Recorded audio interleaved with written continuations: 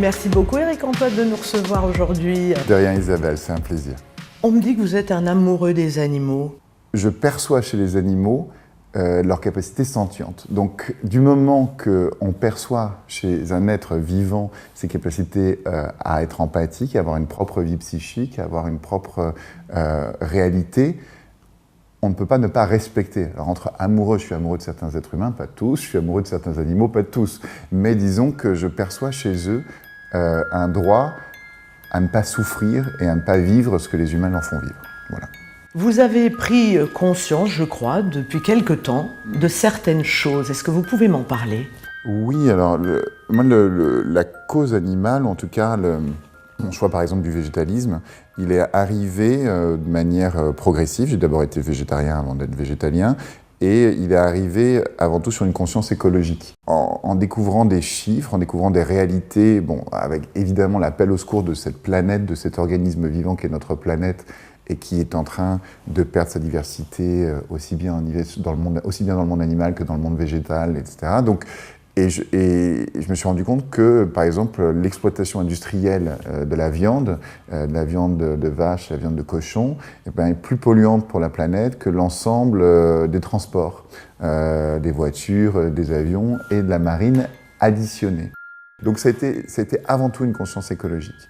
Et puis cette conscience, c'est aussi une conscience de santé, et c'est aussi une conscience animaliste. Ces trois questions, en fait, se rejoignent. Donc c'est vraiment, je trouve pas un effort trop important par rapport à un impact absolument énorme. J'ai mangé de la viande pendant des années, sans conscience et sans connaissance de ces sujets, avec plaisir, en déshumanisant, et le mot déshumaniser avec les animaux est toujours étrange, mais en utilisant des vocables qui sont des vocables qui te permettent justement de continuer. C'est pas un animal, c'est pas une vache, c'est de la viande rouge, c'est tous ces glissements lexicaux qui font que on enlève la conscience aux êtres humains de ce qu'ils sont en train d'accomplir. Et donc, si tu veux, c'est comme ça que c'est arrivé. Puis moi, j'ai travaillé avec des animaux, beaucoup, dans mon métier. Voilà, je suis magicien, j'ai travaillé avec des bêtes qui n'auraient pas dû être à mes côtés sur scène. La première conscience, par exemple, pour moi, c'était on ne peut pas manger des bébés animaux. C'est pas possible. Tu ne peux pas dire que tu fais naître un agneau, un porcelet, un veau, pour le buter quelques mois après, pour le retirer à l'être sentient, encore une fois, dès sa naissance, pour que la vache pleure pendant 3 jours, pour que le veau soit dans des conditions catastrophiques, et le buter pour pas qu'il bouge, pour que sa viande soit tendre, et dire voilà, mon plaisir gustatif est aux dépens de cette souffrance-là.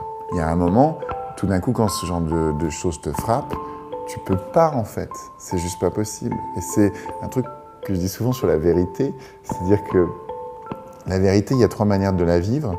Tu veux pas la voir. Tant que tu la vois pas, tu agis comme tu agissais avant. Ok. Tu es en non-connaissance. Donc déjà, il y a déjà un petit problème. Après, tu la vois. Et là, il y a 2 solutions. Tu négocies ou tu la caches. Et donc, il y a un temps, tu la fous sous le tapis, ça n'existe pas, c'est pas grave, les autres le font aussi, il y a d'autres causes plus importantes, c'est important, mon régime, je vais perdre ma santé si je le fais pas, enfin, plein de causes. Et puis après, tu négocies. Bon, ok. Donc, je vais manger moins de viande. Et puis, c'est ce que j'ai fait, j'ai mangé moins de viande. J'ai dit, bon, pas les bébés. Ok. Bon, pas le foie gras. Ok. Et puis au bout d'un moment, tu dis mais si je fais ça, pourquoi pas le reste ? Si je fais ça, et donc petit à petit les choses se grandissent en toi. C'est compliqué d'assumer ce choix, et même c'est compliqué parfois. Au début, c'est compliqué même la tentation, si tu veux. Le lait de vache, pour moi, qui est un vrai sujet de souffrance animale, qui est une industrie qui fait souffrir et les humains qui sont dans cette industrie, et les animaux qui en font partie, est un sujet pour tout, parce que la glace, c'est mon Dieu, en fait, vivant. Sans ça, je ne peux pas vivre. Donc tout d'un coup, il y a aussi de la tentation de goût, etc. Et donc petit à petit, tu découvres que tu peux continuer à vivre de manière absolument merveilleuse et tout aussi jouissive, en découvrant des goûts, des nouveaux goûts, des nouvelles manières de faire. n'y a aucun problème pour retrouver, si on veut, les mêmes sensations, mais vraiment les mêmes, et puis en plus pour découvrir d'autres goûts, d'autres sonorités, d'autres couleurs. Donc non, il y a... Et les desserts, pareil, il n'y a pas de souci. D'ailleurs, ça se voit. Hein. Tu l'as compris, pour moi, le végétalisme, c'est vraiment une porte d'entrée importante. C'est marrant parce qu'à chaque fois que je dis que je suis végétarien, il dit « mais il n'y a pas des causes plus importantes ». Moi, je suis investi dans Magie à l'hôpital depuis... je fais la visite des hôpitaux et des enfants malades depuis plus de 20 ans. Si tu veux, il n'y a pas de bonne cause ou de mauvaise cause. Il y a des causes. Pourquoi est-ce qu'on ne défendrait pas les animaux? Parce qu'il y a des humains qui souffrent. Pourquoi on ne défendrait pas les humains? Parce qu'il y a des animaux qui souffrent. L'un ne va pas sans l'autre. Je pense que les animalistes sont des humanistes. Et en plus, ce par quoi je commençais, la cause animale a des impacts sur l'humanité de manière absolument gigantesque. Et en plus de ça, la cause animale a des impacts sur la planète elle-même. Donc c'est sans aucun doute une cause essentielle, mais sans aucun doute. Et donc l'argument de dire parce qu'il y a Georges qui souffre, on ne peut pas s'occuper de Bernard, ben non, on peut s'occuper des deux à la hauteur de ce qu'on peut faire nous aujourd'hui. Vous avez des animaux, je crois, des chiens. Des chiens, des colombes, des lapins. Donc ça fait des années, ça fait 2 spectacles maintenant, ça fait 6 ans que je ne travaille plus avec les colombes. Il y a un mouvement en magie qui est la friendly magic, c'est-à-dire que jamais on fait du mal aux animaux pour faire un tour. Parce que malheureusement, ça existe. Et ça va vous révolter comme ça m'a révolté, mais par exemple, pour que des colombes sortent très vite et apparaissent très vite, qu'est-ce que font beaucoup de magiciens? Ils cousent dans leur peau des fils pour pouvoir les attraper comme des laisses et pour pouvoir les faire sortir à toute vitesse de l'endroit où elles étaient cachées auparavant. Et je dis, mais c'est pas possible. Alors la solution en dessous, c'est le harnais. C'est-à-dire qu'il y a des harnais pour colombes qui existent pour ça. Et moi, j'ai dit, mais il est hors de question. Même si la magie est plus forte, j'ai dit, il est hors de question. On a créé des poches dans lesquelles sont les colombes qui étaient, alors je vous dévoile vraiment des secrets de magie, oui, j'adore. mais des poches qui étaient dans les endroits qui faisaient qu'on ne tirait jamais sur la colombe. Il y avait jamais, enfin moi, il n'y avait aucune pression sur les colombes, je tirais sur la poche. Et puis après, au bout d'un moment, je dis, mais oui, ok, mais enfin, la colombe, elle est quand même, elle passe du noir à la lumière, elle passe de sa grande volière à la petite cage, en transport. On est obligé de les emmener dans les trains, les avions, etc.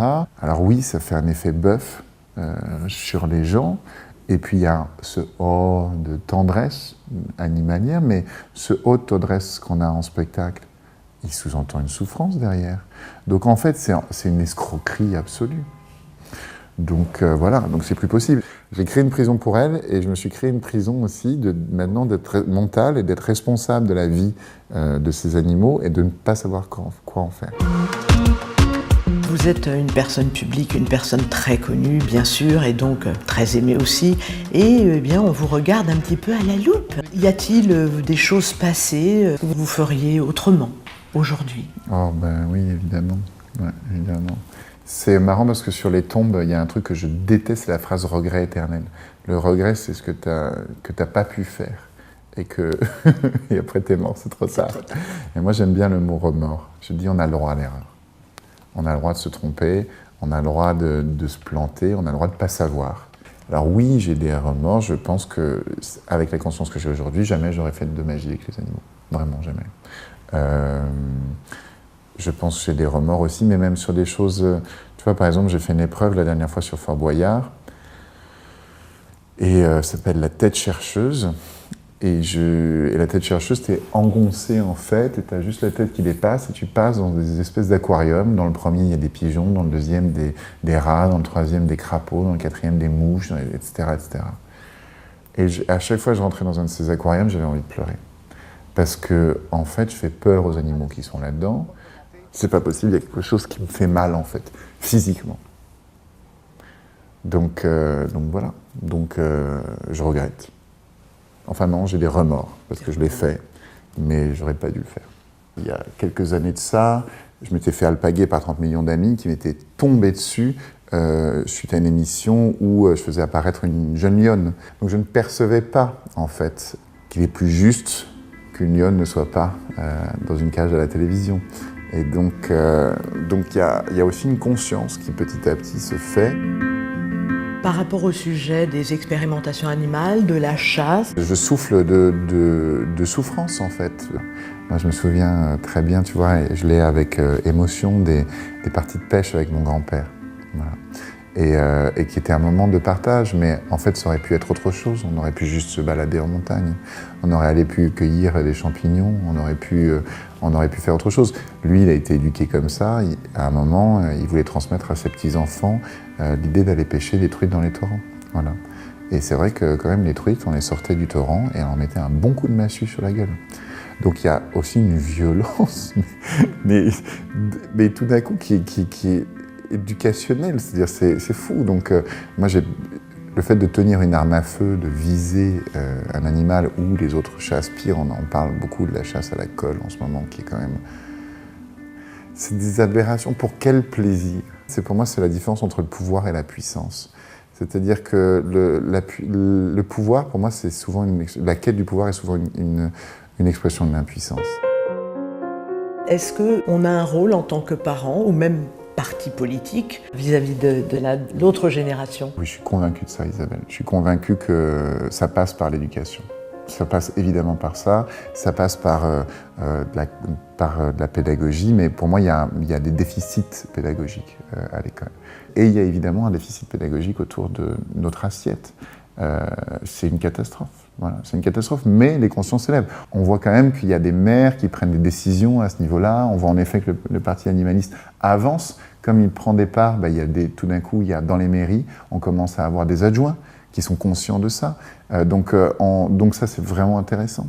Et donc, ils font évoluer au niveau micro-social les consciences. Et donc ça, c'est vraiment bien. Quel est notre devoir de citoyen?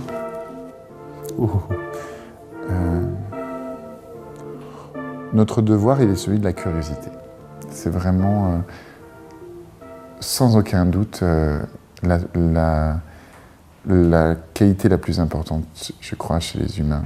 C'est-à-dire, en plus j'adore ce mot parce qu'il vient de cura, qui veut dire soigner en latin. Donc c'est quand même beau, l'homme qui est curieux, l'homme avec un grand H exactement, est celui qui soigne le monde et ses frères et sœurs. Donc ça passe par l'éducation et ça passe par la conscience de dire ok, la chasse c'est quoi? Ok, bon, alors c'est une tradition, mon grand-père m'a montré que c'est ok, mais maintenant qu'est-ce qu'il y a derrière? D'où viennent les animaux? Comment ont-ils été élevés? Qu'est-ce qui s'est passé? Où va l'argent? La curiosité. Ce qu'on a dans notre assiette, c'est quoi? C'est qui? Qu'est-ce qui se passe derrière? Donc, ce n'est que, pour moi, le devoir de citoyen, c'est un devoir de curiosité. Comment vous voyez, vous, l'évolution de ce lien animal-humain dans notre société aujourd'hui?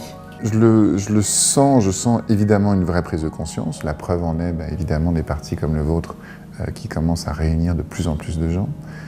Je sens une curiosité qui est passée de la moquerie pour une majorité, et je sens que la moquerie va vers un peu le questionnement. C'est-à-dire que quand même la population qui est en conscience de cette souffrance animale quotidienne et industrielle, voilà, parce qu'on parle de millions et de millions d'êtres qui meurent tous les jours, dans toutes les espèces. Il y a quand même une conscience qui arrive. Des associations comme 30 millions d'amis ou des associations plus investigatrices comme L214 ou plus engagées dans un combat physique comme Sea Shepherd ou autres, on en entend de plus en plus parler d'année en année. Elles magnétisent de plus en plus de force. Donc il y a quelque chose, il me semble, il y a un mouvement qui va vraiment vers ce vers quoi ça doit aller. Maintenant, comme tous les mouvements qui naissent face à la souffrance, sont des mouvements qui, eux aussi, peuvent générer de la souffrance, et c'est normal. C'est-à-dire, à un moment, quand on a dû abolir l'esclavagisme, il faut bien qu'à un moment, il y ait de la violence, quoi. Quand on a fait la révolution, il faut bien à un moment qu'il y ait de la violence. Parce que malheureusement, la violence entraîne la violence. Et heureusement, il y a des gens qui vont prendre un parti politique et qui vont essayer de raisonner. Voilà, de prendre une distance, de comprendre, d'agir justement sans être dans l'extrémisme. Ce qui m'embête, c'est que je sens derrière l'éducation, la transmission, encore ce fameux mot de tradition, tous ces mots comme ça qui sont soi-disant des mots positifs, mais qui ne le sont pas. La tradition n'est qu'une illusion. Ce n'est pas vrai, en fait. Ça n'existait pas il y a 60 ans, on ne mangeait pas de la viande comme on en mange aujourd'hui. Et c'était pas rentrer que c'était la seule source de protéines viable, que c'était comme ça qu'on faisait du muscle. Tout ça est faux. Tout ça n'est que de la publicité de grands industriels qui disent « Nous, on a des vaches par millions aux États-Unis, et il faut qu'on écoule notre viande. Ça nous rapporte des milliards de dollars tous les ans et il faut bien qu'on fasse du pognon pour faire vivre nos actionnaires, etc. » Et donc, c'est des choses moi qui suis un escroc honnête, puisque quand même mon métier, c'est comment manipuler des autres pour les faire rêver, pour les faire rire, mon métier, c'est quand même une illusion. Et la question qu'on se pose toujours, nous les magiciens, c'est comment fonctionnent les choses. Et quand tu comprends d'où vient notre tradition de manger de la viande, mais comme en Chine, d'où vient la tradition de manger du chien, des insectes, pourquoi nous on mange les escargots, eux mangent les chiens, pourquoi au Japon ils mangent du dauphin, pourquoi pour nous ça nous paraît complètement aberrant, ce n'est que de la tradition. La protéine, tu la prends comme ça, tu grandis seulement si tu finis ton assiette. Toutes ces phrases qui sont des bêtises énormes, mais éducationnelles, qu'on nous matraque dès le plus jeune âge. Quand on montre à un enfant de 4 ans un cochon, un agneau, un chien, il va jouer avec les 3. Mais quand tu montres à un enfant de 10 ans un cochon, un agneau, un chien, il va jouer avec le chien.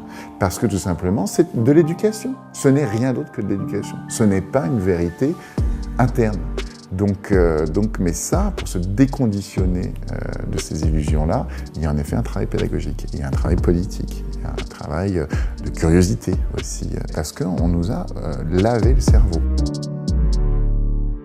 C'est confortable, on est dans un monde magique où la nourriture est en bas de chez soi au supermarché, où elle est déjà pré-cuite, où tu la mets juste dans ton micro-ondes en 30 secondes, elle est prête, où l'eau arrive ici, où l'électricité, mais tout ça, c'est pas magique, les amis. Tout ça, c'est au détriment de beaucoup d'autres choses. Et moi, ce qui m'est évident, c'est que tu ne peux pas dire mon plaisir est générateur de souffrance.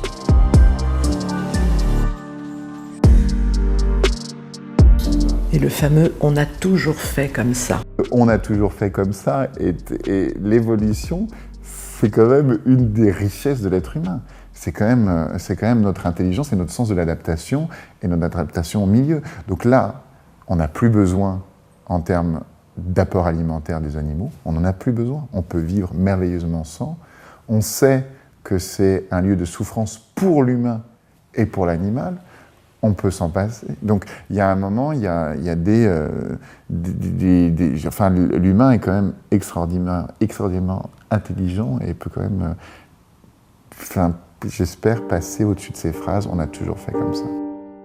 Il y a une jolie citation de Gandhi. On reconnaît la valeur d'une société à la façon dont elle traite les animaux. On reconnaît la valeur d'un humain à la manière dont il traite les plus faibles. Voilà, c'est ce que je dirais. Et donc, les animaux sont plus faibles par beaucoup d'aspects. Une dernière question qui est plus politique. Pensez-vous qu'il soit pertinent pour notre société de faire entrer en politique la question animale ? Il est essentiel de faire entrer en politique la question animale. Essentiel. Tout aussi essentiel que la question écologique.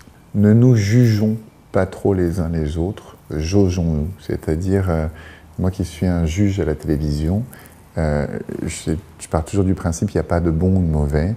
Il y a un moment où les gens sont prêts ou pas prêts. Et un artiste peut être prêt ou pas prêt, et c'est un parcours, c'est un moment. Donc jaugeons-nous en tant qu'être humain aujourd'hui par rapport à nous ne sommes pas prêts à prendre soin de notre planète comme il faudrait qu'on en prenne soin. Nous ne sommes pas prêts, mais il y a des jolis efforts. Et il y a des choses qui vont quand même dans le bon sens. Et donc si on sort déjà du jugement, on enlève une violence. On enlève une violence entre nous. Et on enlève une tension aussi chez les gens qui sont dans les illusions de nos traditions.